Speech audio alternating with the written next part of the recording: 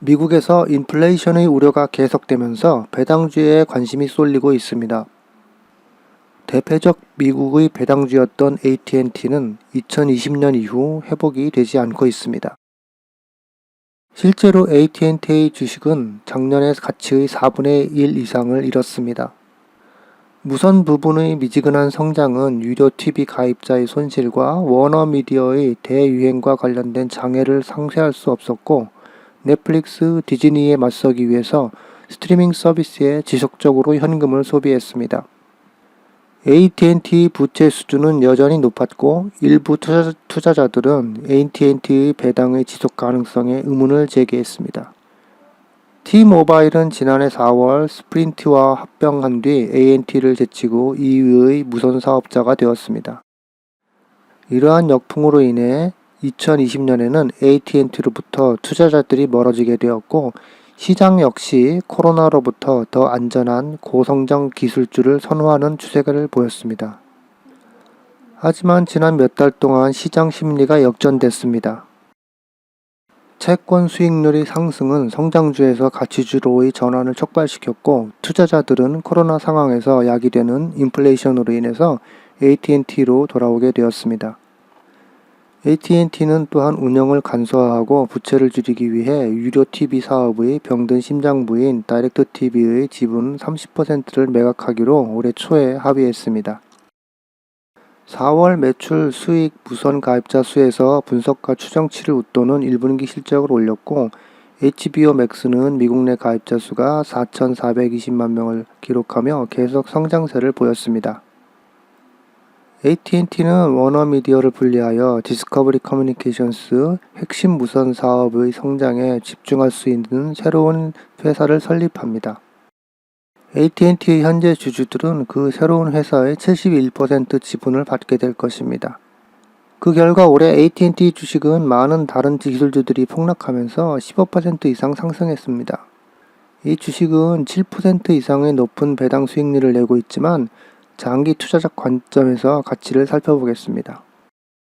AT&T의 2020년 회계연도 매출과 조정이익은 각각 5%와 11% 감소했습니다. 하반기 들어 무선 사업도 안정세를 보이며 스트리밍 가입자 증가세를 이어갔습니다. 그러나 기존 유료 TV 가입자들의 손실, 워너미디어의 연기된 영화들, 그리고 감소하는 광고 수익은 이러한 장점들을 상쇄시켰습니다. 연중 현금 유동성 또한 5% 하락한 275억 달러를 기록했습니다. 이동통신 매출은 59만 5천 명의 무선 가입자를 확보하면서 9% 증가했고, HBO와 HBO Max가 270만 명의 신규 가입자를 추가하면서 워너미디어 매출은 10% 증가했습니다. 이 두 핵심 사업의 성장은 AT&T의 유선, 유료 TV, 중남비 부분의 약한 성장을 상쇄했습니다. AT&T는 2020년 중반까지는 워너미디어 분사를 마무리 짓지 않을 것으로 예상하고 있기 때문에 이러한 추정치는 변하지 않을 것 같습니다. 이번 분사로 AT&T 현금 확보가 배당 확대가 가능할 것으로 보이고, 최근 6분기 동안 분기별 지급액은 그대로 유지되고 있습니다. 하지만 재투자 배당 요인인 AT&T 총 수익률은 지난 10년 동안 S&P 500에 한참 뒤처졌습니다.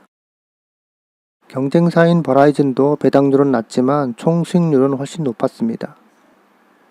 AT&T는 작년에 거의 150억 달러의 배당금을 지불했지만 그 현금은 다른 곳에 쓰이는 것이 더 나을 수도 있었습니다. 워너미디어와 디스커버리를 합병한 후 새로운 스트리밍 콘텐츠에 투자할 필요는 없겠지만 여전히 T-모바일을 따라잡기 위해 5G 네트워크를 업그레이드할 수 있습니다.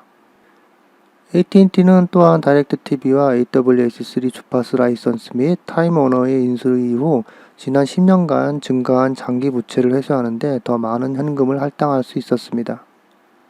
이번 분사는 대차 대조표에서 부채의 일부를 없애겠지만 부채 비율은 여전히 높을 것입니다. AT&T는 작년에 그 부채의 거의 80억 달러의 이자 비용을 지불했습니다. 그러므로 AT&T 투자자들은 배당금 인상이나 배당금 삭감을 유예받는 대신 현금을 더 현명하게 더 많은 부채를 없애거나 사업을 개선하는 데 사용한다면 기꺼이 받아들일 것입니다. AT&T는 점차 발전하고 있지만 여전히 느리고 복잡한 과정입니다. 이전에 구입한 다이렉트 TV와 타임워너는 참담했으며 무선 사업은 T모바일에 비해 우위를 잃고 있습니다. 작년에도 큰 위기를 겪었지만 올해도 여전히 AT&T 주식에 대한 기대가 크지 않습니다. 낮은 평가와 높은 수익률로 인해 하락 가능성이 제한될 수 있지만 성장률이 더 높은 단순한 비즈니스를 찾고 있는 투자자들은 대신 버라이즌이나 T모바일의 주식이 더 나은 선택일 수 있습니다. 시청해주셔서 감사합니다.